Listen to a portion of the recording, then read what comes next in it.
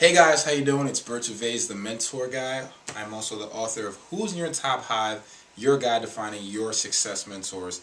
I'm here to talk to you today at the Small Business Camp, Andrew Morrison's Small Business Camp, about how do you choose your market when you're starting your business. I got three secret tips that is going to leave you better equipped to start your business and feeling confident that you've chosen the right market. First, before I go into that, one of the reasons I'm qualified to speak about this is because I started my own business in college, which I recently sold, and I'm also a speaker on the Extreme Entrepreneur Tour. We've spoken to over 100 colleges, community colleges, and associations about the principles of starting your business and doing it right. So, with that being said, technique number one, you gotta find your bleeding neck. Think about it. What do we do when we have a bleeding neck? I'm bleeding, help me, please. Dramatic? Yes. But all of this goes to show that when you have a bleeding neck, you have a fierce urgency to stop the pain. You want to apply the same exact principle to your business. You want to find potential customers with the fierce urgency to stop their pain. And once you do that, once you relieve that pain and solve that problem, they're going to love you. And that means a lot of money. You know what I'm talking about? So here's a specific example. Let's say you want to start a business for, I don't know, I'm going to do workshops for helping people find their dream job, right? And you say to yourself, why don't I just do graduating college students? They want to find their dream job. You do that, then you find out when people graduate college, yeah, they do want to find their dream job.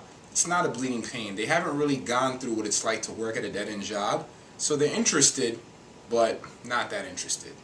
Now, let you find somebody who's been working a dead-end job for like 3, 4, or 5 years, and you say, how would you finally like to take charge of your life, get out of that dead-end job, find a career that's meaningful, purposeful, and finally lets you live out your passion and your dreams? That person's going to say, I'm bleeding. You're helping me stop bleeding, and they're going to gladly give you the money because you solved a pain they had a fierce urgency to stop right then and there. Step 2, you want to find your Peter Parker. What do I mean by that? When you hear Peter Parker, what do you think of? Spider-Man. So, everyone watching, what are 3 or 4 things you can say about Spider-Man, right? You can all think of one. You've seen the movie.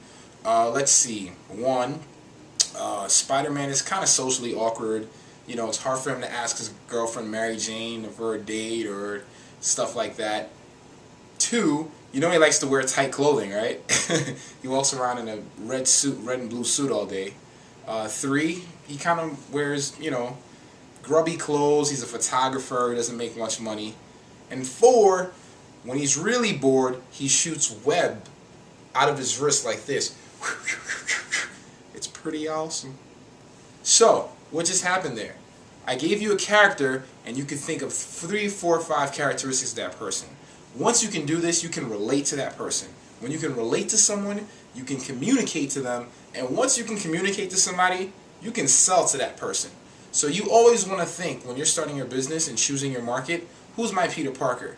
So don't start a business and say, I'm going to sell financial coaching to women, right? Who's your Peter Parker? You want to get more specific, like, I want to sell financial coaching to stay-at-home moms with middle-class incomes. You see where we're going with that? Step 3. This is a really, really, really important technique. Guys, write this down, okay? Step 3 is this. Start a business and choose a market, and this is going to sound crazy to y'all, with people who can pay you. Here's what I mean. So if you start a business and let's say you want to choose, I want to come up with this really cool product for people who just started their business, like entrepreneurs, right?